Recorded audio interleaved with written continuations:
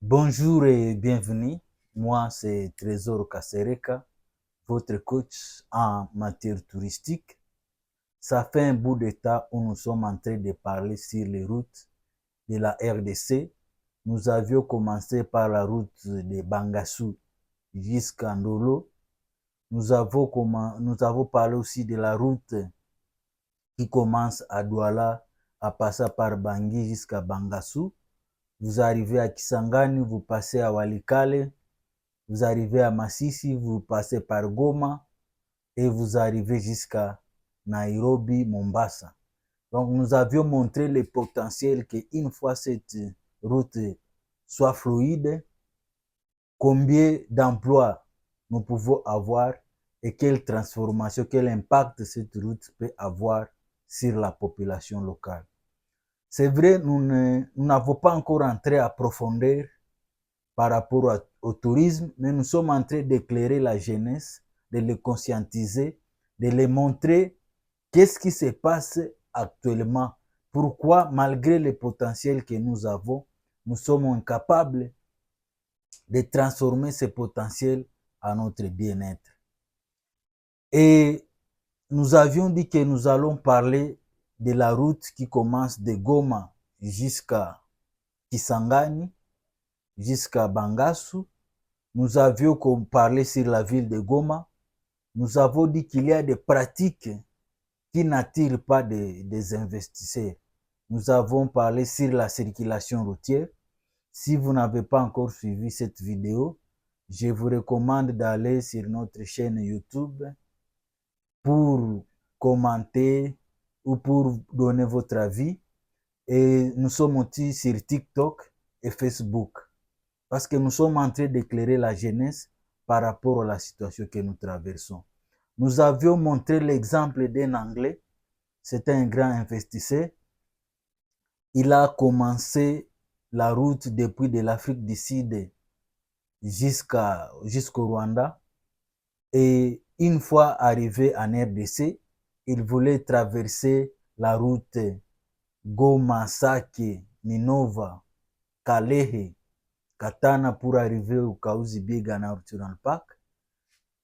Mais malheureusement, il a trouvé beaucoup de barrières en cours de route. Finalement, il a décidé de rentrer. Il a choisi la voie lacustre. Il a choisi la voie lacustre pour aller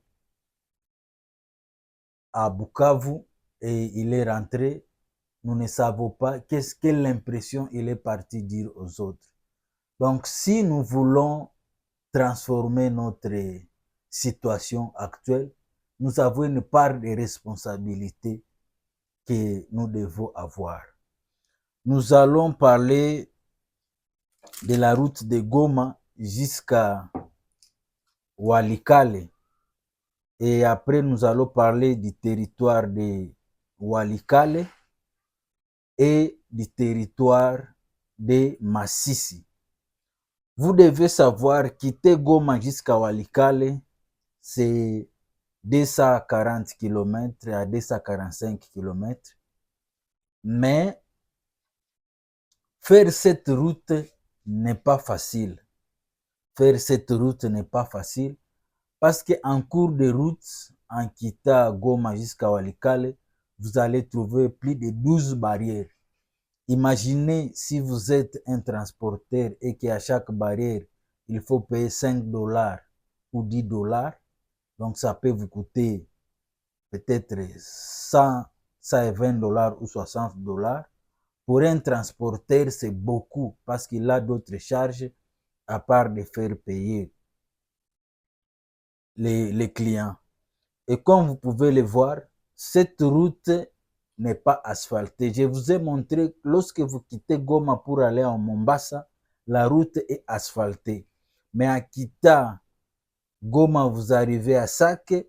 Lorsque vous commencez Sake pour aller à Walikale, la route n'est pas bonne, n'est pas praticable.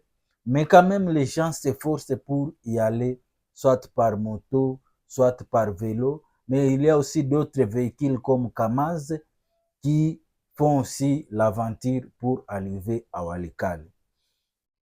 Et cette route, si vous arrivez au niveau de Sake, vous pouvez aller à Bukavu, c'est 200 km. Vous pouvez aller au Grand Nord, à Lubero, Butembo et Beni. Donc, nous allons parler du territoire de Massissi pour essayer d'éclairer la population parce que beaucoup de gens se demandent pourquoi à Massissi, il y a toujours des troubles, il y a des tueries, il y a des gens qui contrôlent des cités, des milliers, mais c'est pourquoi nous voulons éclairer la population, l'opinion, le monde, pourquoi cette situation, cet territoire n'est pas aussi, n'accueille pas beaucoup de gens.